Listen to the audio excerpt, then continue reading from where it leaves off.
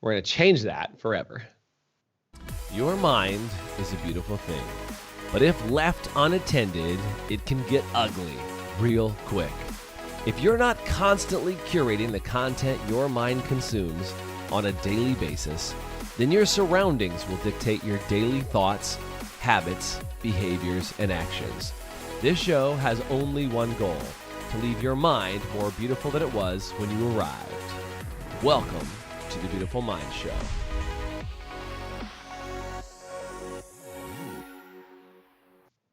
Man, oh man, is this not the subject of the day? I was just sharing on a live call for a group of fitness professionals all over North America about failure. And failure is such a hot topic because I said this on that event I was just doing, that most people are so afraid to fail. They just don't want to fail. They said, what's one of the biggest secrets to succeeding? And I said, you've got to be able to fail faster than anyone else. And the way I phrase this, and I haven't talked about it very often, is I just know I'm not very good at a lot of things, but I know what I'm really good at, which is failing faster than other people. I fail fast, recover quick, and make some good progress. And what I tell people is, I will out-fail you. I'm not going to beat you because I'm smarter. I've got some extra secret in my pocket. I just will make mistakes 100 times faster than you and deal with it. And I think one of the things that you can do is bring on people around you and let it be okay for them to fail. So on today's show, we're going to be talking about how do you actually use failure as a way to catapult you into the future. And on the show today, I've got a good friend of mine, one of the mentors inside our High Performance Salon Academy, and somebody that knows a lot about helping people to be comfortable in failure, and that can also obviously make it more awesome than it would be if it was just me. Please welcome to the show, Holly Fox. What's up, Holly? Not much, Jason. What's up? It's good to be here. Thank you. Yeah, it's so good to have you on. I love having you on. Thanks for watching with us live. If you're on with us live right now, do me a favor and in the comment section, say what city you are on from. I see Benjamin is on today. What's up, Ben? Good to see you, dude. Thanks for joining us on the podcast. But if you're on live, I'd love to know where you're from. Do me a favor and comment so we can know a little bit more about you and find this out. We're talking about failure today, Holly. You've never failed once in your life, which is why I had you on the show, because you've never had any failure, right? Yep, never. Yeah, I think I've actually made an art out of failing. Yeah. Yeah. Me too, right? I mean, I think that's part of it, is like this idea. And I think it's so funny because I think people always ask this question, Holly, is they're like, what was your secret? How did you avoid failing? And I just had to laugh because I was like, dude, I failed 10 times before breakfast usually. Oh, yeah, totally. You know what I'm saying? Like, I screw up tons of stuff every day. Yeah. Every day it's like, okay, yeah. I would have to say that there's not a day that goes by that there haven't been at least like a good solid 5 or 6 fails just by breakfast time. Absolutely. Yeah, no, this is the interesting part. Now, if the idea of failing or making a mistake or screwing up really like gets in the way, you become a very different person, right, Holly? Like, if you're trying to avoid failure, is like, first of all, you can't avoid failure. I think there was Buckminster Fuller was a guy that I referenced a lot. He was a mentor of mine through word only. I never met the man, but Bucky Fuller said something that I thought was really powerful. He said, when little children are born, and you guys know, I have 2 boys. I have a 4-year-old and a 7-year-old, and I remember when both of them learned to walk.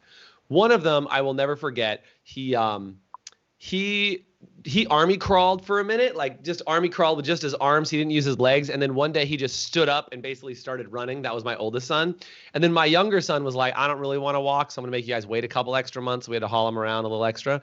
But what I remember is when they both stood up, well, my second son more, but when they both stood up, is like they kind of stand up and they try to go forward, but then they fail. They fail a lot, over and over and over and over again. And what Bucky Fuller said, he said, when babies learn to walk, they fail to the left, fail to the right, and then they figure out how to walk forward. In fact, it's the failure and falling that actually allows them to learn to walk. But then as adults, Holly, we somehow think we have to have it all figured out and we're supposed to stop failing.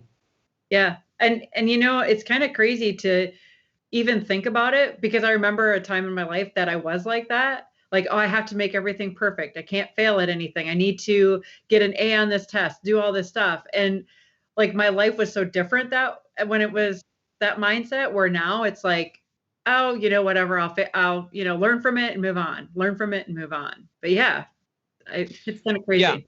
And I want to say this because I actually rock this wristband every day. And Holly, just as you have thoughts as this stuff, just weigh in on it. But most of you guys know I rock this wristband every day. If you can see it, I got to move past my microphone. I don't even know what's going on here. All right. So it says celebrate all wins, right? Okay. It says celebrate all wins. And I have this on and I wear this pretty much every day. And I think there's something that is secret that a lot of people don't know about. It's very easy to celebrate your wins, but it's only the crazy ones, only the really off their rocker ones that celebrate their failures as much as they celebrate their successes. Yeah, most people don't do that. Agreed. Yeah, most people don't do that, right? And I think it's so funny because I'm doing some construction. I don't know if Ben's still watching on here, but like I had to deal with something with some contractors the other day where I totally made a mistake, and I was like, nope, I made a decision, thought one thing was great, it wasn't great, and I had to deal with it. But you know what? And it cost me some money. And I think this is where people really get hung up, especially mistakes that cost money. And people get hung up, and I'm like, well, I'm going to have to pay to fix that problem and just deal with it and move on. But what I loved is I got to work with somebody who used to be a client. And because he had also known about, like we learn from our mistakes and we get an opportunity to correct and we move forward. And it was like, let's handle it. It was so much easier. But I know how easily a situation like that in dealing with a contractor or dealing with somebody that you could bring something up that doesn't go the way you want because you made a mistake and you have to pay money to fix it or whatever else it is. Most people, that would devastate their day. It would take them off their whole game. And I think so many people, the other thing I think that happens in this, Holly, about this fear of failure is also the fear of confrontation. Is like, I think it's not just being afraid to fail, it's the fear of being perceived as a failure. Yeah. That was the French version, the failure. And that's the French version. What would you say if you witnessed, Holly, because you have a team of people you work with inside your business, what would you say you've noticed about people who are afraid to fail versus people who are willing to fail? Well, it's always interesting because when a new person starts, they're always afraid to fail. They're like, oh my gosh, if I do this wrong, if I do that wrong, Holly's going to get mad, we're going to get in trouble. And what happens is that as they continue to work for the company and, are around the rest of our leadership team, they realize like, oh my gosh, failure is totally okay. In fact, they want you to fail. They really want you, in order for you to be successful, you really need to kind of fail. And especially to the seasoned veterans that we have at our company, they're like, oh yeah, failure, it happens, you just move from it, and we'll celebrate your win and celebrate your failures and just keep going. So I think it's really an important distinction, I think, to make, Holly, like you were talking about, is that can you celebrate your team's failure as much as you celebrate your own failure? So like level one is learn to celebrate your own mistakes and really laugh at yourself. And like Holly, I just thought was funny, right? Because even as I brought it up, I think, and this is going to sound silly when I say it, but I think it's one of your greatest qualities is that you are really good at finding humor in your own mistakes, like you personally. Right? Like, I love it. Like, I talk to you like, well, I screwed that up. All right. Like you have the best laugh, and B, you laugh at everything that I feel like so many things just kind of roll off of your shoulder. And I'm sure it's not always like that. I'm sure you have days where you cry yourself to bed at night or whatever it is. Like, I'm sure your life's not perfect. That's all I'm saying. Right.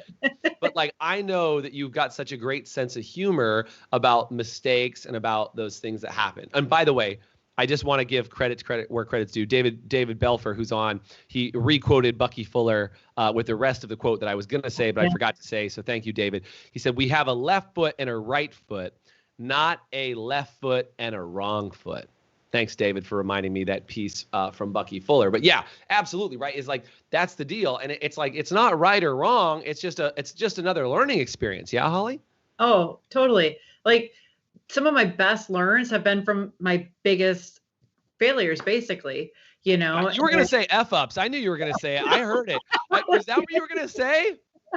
Maybe just a little. Maybe you are. I used a slightly different word than F-up. But yes, I was like, I could sense it. And you were like, it's all nice and fun, right? When we're sitting here going, I've made some mistakes. You're like, no, I've F'd up so bad I can't even discuss it.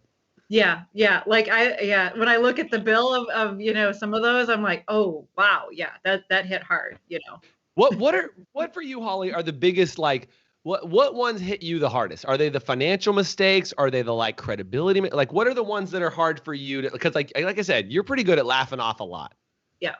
What Um, what what are the ones that are hardest for you? And maybe we'll figure it out. We'll talk about it. I think the hardest one for me is usually the financial, or the disappointment of my family. Mhm. Those are the two big ones for me. It's the financial or disappointing somebody in my family.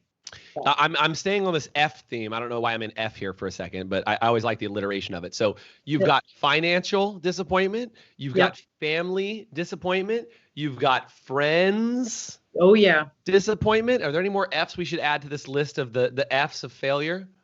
Family, Uh, friends. no, I think those are my three big ones. Yeah, those are good Yeah. ones. Yeah.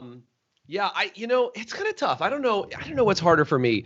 If it's family judgment, I think a lot of times, like, I'm trying to think of the F word for clients. I don't know what that is. I was just saying, like, when we went into lockdown, Holly, and we did the 6 a.m. calls, I was talking about that today. Oh, freedom, says Mandy. Ooh, mistakes and freedom. Ooh, See, I yeah. knew there was some more F words. You guys help me out with the F words that are PG rated, please, Yeah. in the comments. But, I was talking about the six.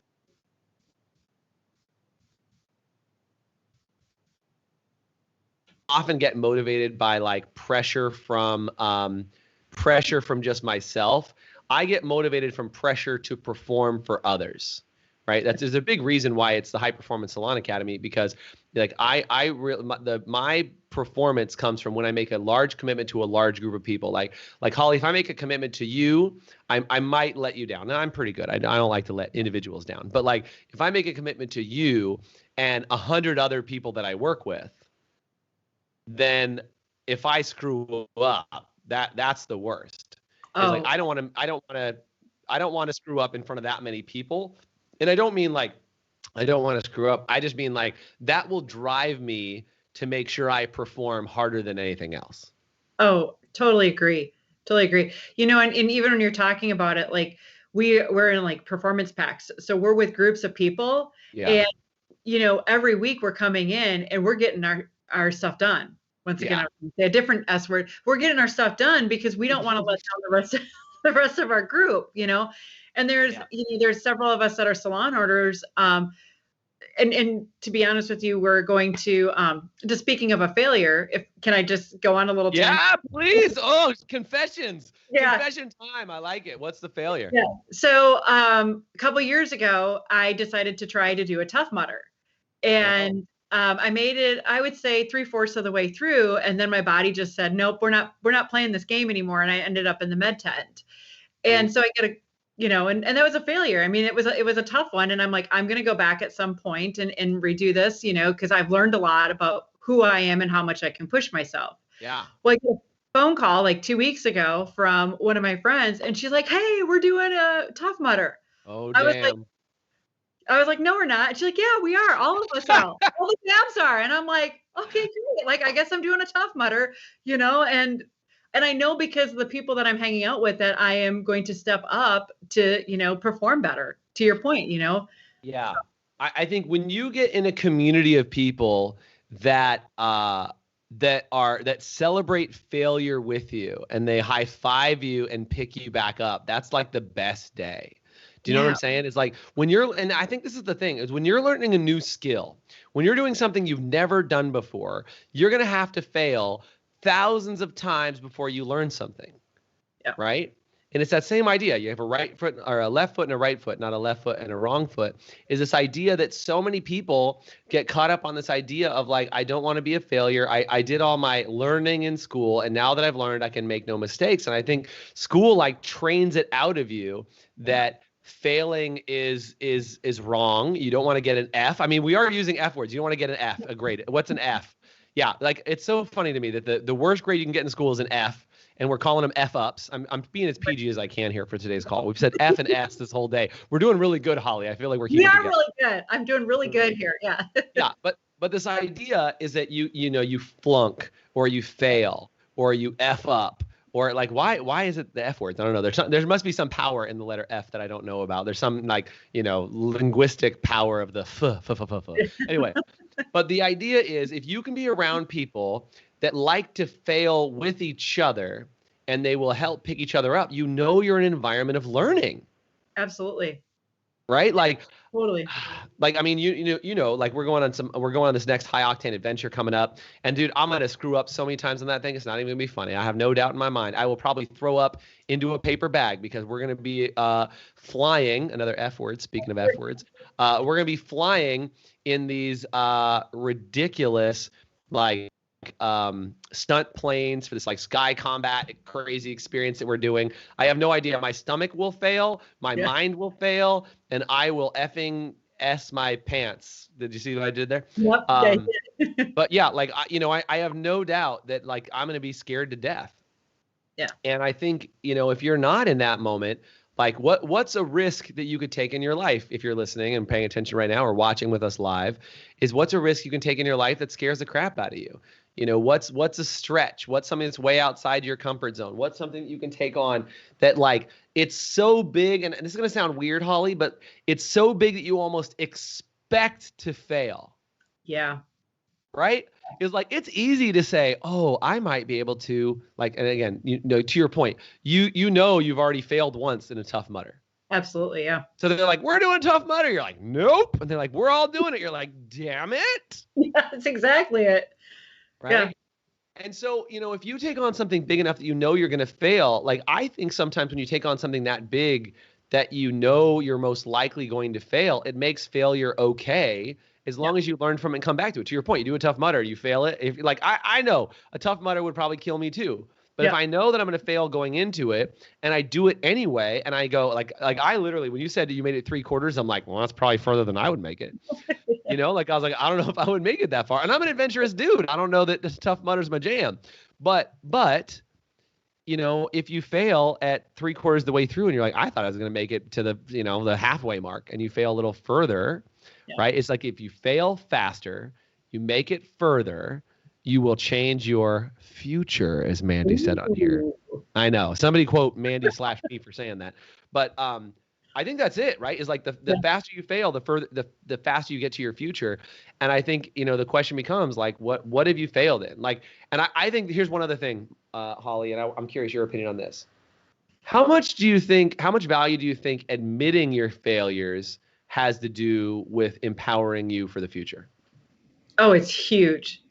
It's so big. I mean, because like I just admit it, and then admit it, and then I can move on. I think that what happens is if I don't admit it, and I've done that before, it's like my mind constantly is looping around it, and then I'll make up excuses, and then I'll do this, where if I just say, oh, I failed, I get to move on, and I get to try it again and learn something from it, and that's just it. It's like from all my failures, I've gotten to learn. What do you do? Like, how have you learned? I mean, I know you kind of have the way that we teach about like how to recover from that. What sort of things do you do, Holly, to kind of like learn from those failures on your own? Like, what are some hot tips, or how do you guide your team? Like, tell me about how you recover from those failures. The number one thing is our debrief. Yeah. And I like do my self debrief, like what worked, what didn't work, like what did I learn, and what can I do better next time? Like that's critical for us, and that's how we like run all of our teams or run our promotions, and and really starting with the positive part of it, and then really focusing on what I can do better next time. Yeah, it's funny we talked about that because we actually just talked about that on yesterday's podcast on the Salon Owner Evolution Revolution show. So apparently that's a theme that we need to be talking about this week because it's come up over and over and over again. Is this power of like failing and making these mistakes and celebrating your failures just as much as you celebrate your successes. I think those things are just so important. My brother, shout out to my brother Tristan. I don't know if he ever watches this show. I don't usually give a shout out to my brother, but I've got something over on the wall behind me that I can't grab right this second, but I want to talk about it.